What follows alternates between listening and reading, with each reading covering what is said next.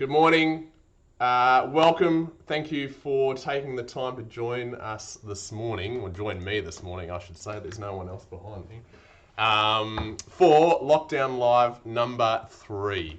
I hope you are keeping well. I hope you, regardless of what situation your business is in at the moment, have been able to keep positive during this time and to keep productive as well where possible. This morning we are going to be looking at a third topic of which I think will be really helpful for business owners, regardless of whether or not your business is running at its fullest capacity at the moment or whether or not you are twiddling your thumbs wondering what to do next.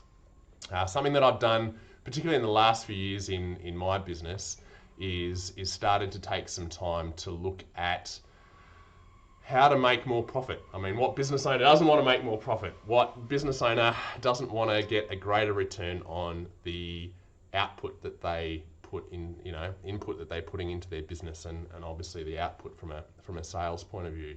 I suppose one thing we tend to focus on as business owners is to look at profit. How can I maximize my profit? How can I make more money? How can I sell more things? How can I reach more people? How can I, just bring more money into the business?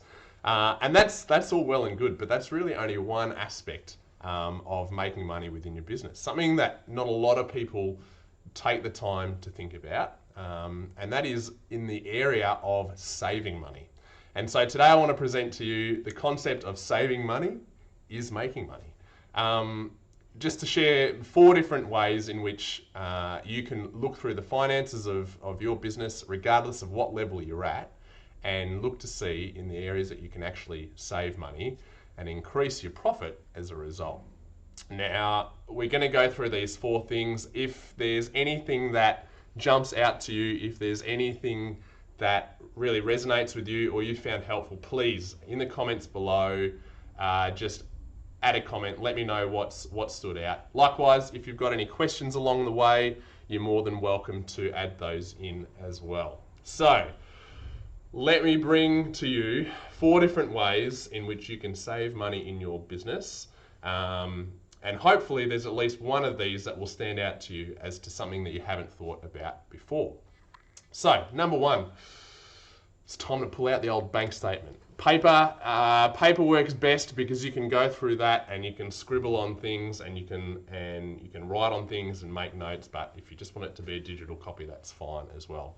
So effectively what you want to do with your bank statement is you just want to go through and have a look at everything that your business is spending money on or you're spending money on, and look to see, well, what's going out of my account and what doesn't necessarily need to be. You'll be amazed about some of the things that you've probably forgotten are coming out of your account because you've been so busy trying to do everything else in your business. So have a look line by line, have a look at all the transactions that are coming out of that account.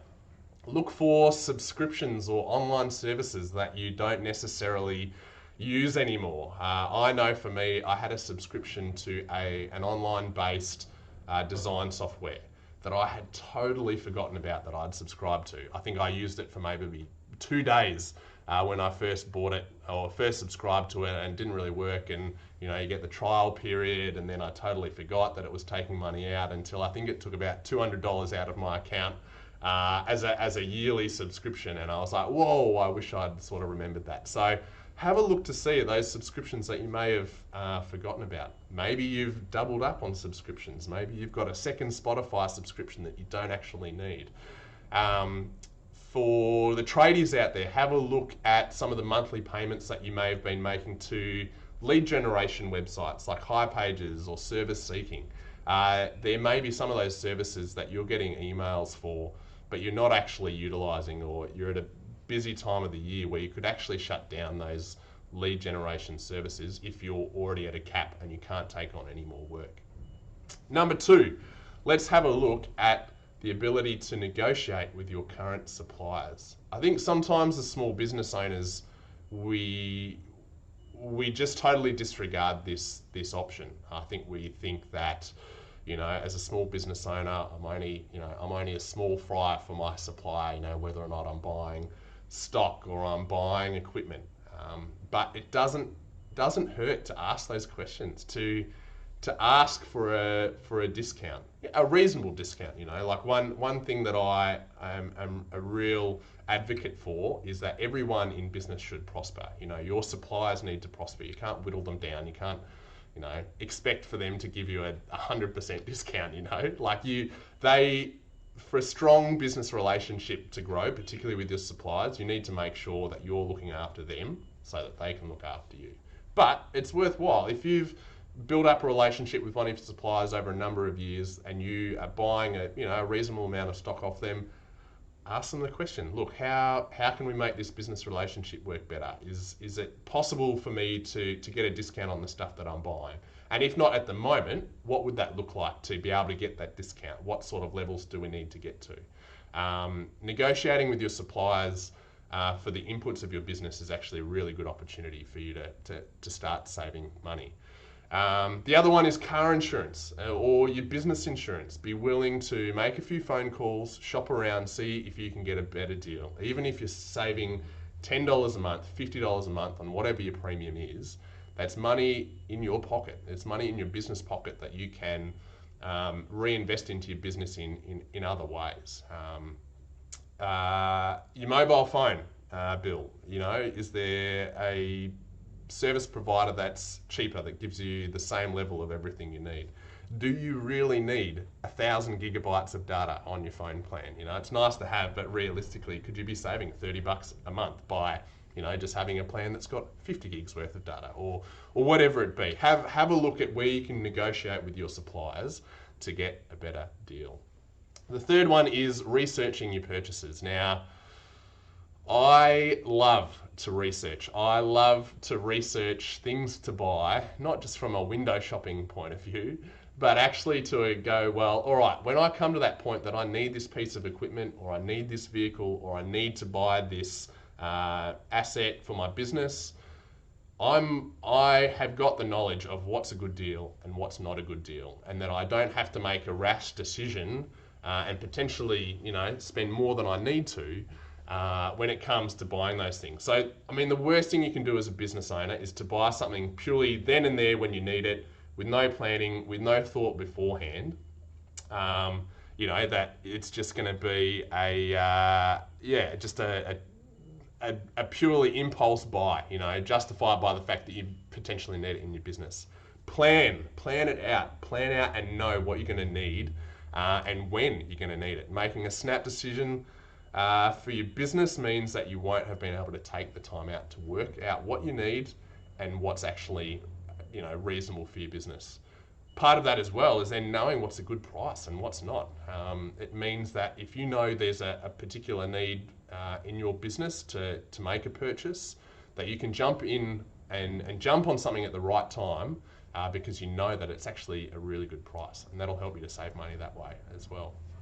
The fourth thing, there we go, 4 fingers, not 3 fingers. Actually, probably double check through the video and make sure that I've been holding up the right amount of fingers for each point. Anyway, point number 4, have a look at what you can be implementing in your business that will save you time, so that you can get out there and put your time into other things that will bring money in. So, one example for my lawn and garden maintenance business, one of the biggest zappers of my time a couple of years ago was the admin side of the business. And so I needed to divert time away from those things that were actually making me money. At that stage it was being on tools and being able to work on tools and to charge my time out and to make income from there. And that was being taken away by the amount of admin that was required in the business. So what I had to look at was some software that was able to help reduce the amount of admin requirements in our business. So I found an online cloud-based software that included my CRM, it included my scheduling, it included my invoicing, and dealing with clients in a much better way and a much more efficient way. I was not double handling information so much, and it just it just really reduced the amount of admin requirement in my business. I would say conservatively, by implementing that software, and at that stage it was about, let's say, $80 a month. $80 a month for that software. It probably saved me 4 hours a week worth of admin time. And that's 4 hours a week that I could deploy somewhere else. So although I was spending $80 a month on that, it's actually freeing up about 30 hours worth of my time to be able to go and work and bring more money in. So conservatively, I would say that that $80 a month in spend actually gave me the ability to bring in another, $900, $1,000 worth of revenue in that month.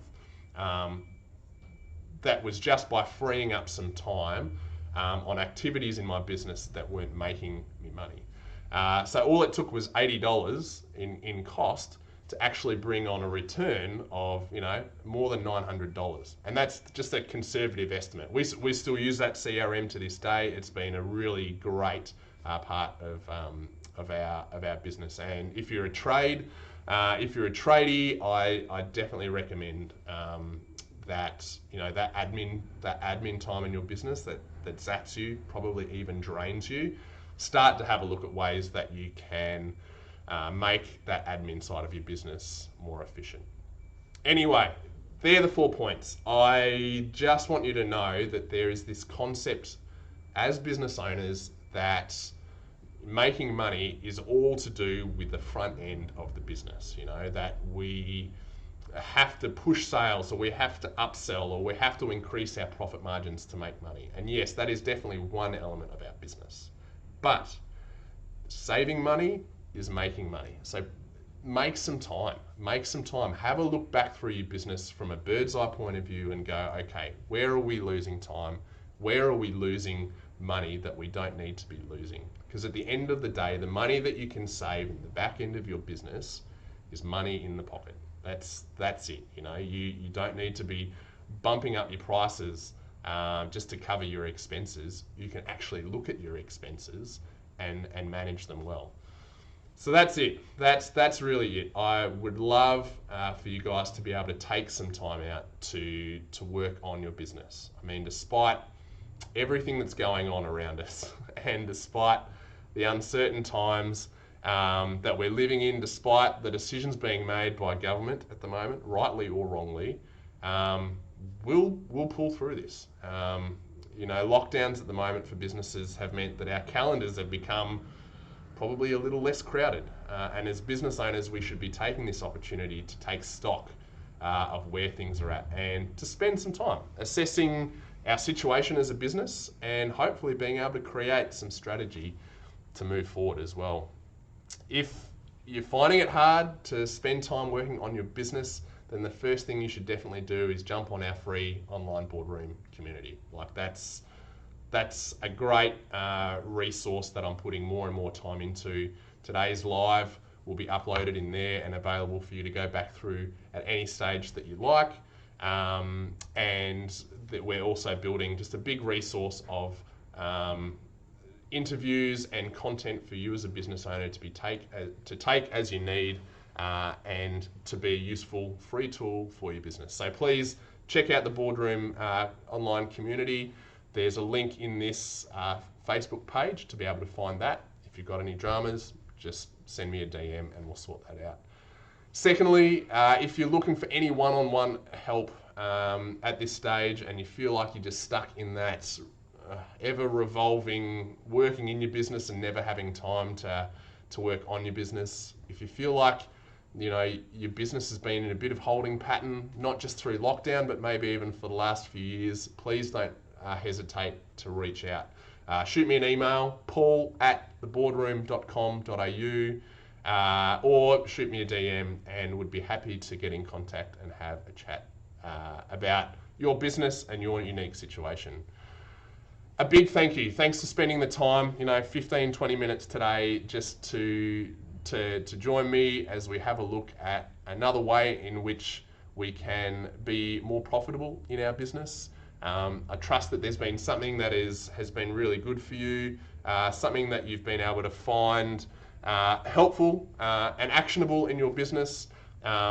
yeah, the whole idea and the whole heart behind these videos is genuinely just to equip you as business owners to make some great decisions in your business. And sometimes that just starts by taking a few intentional moments each day or every week or every month to work on your business and not just in it. If you need anything, please reach out. Trust you have a great week, and we'll speak to you soon. Cheers.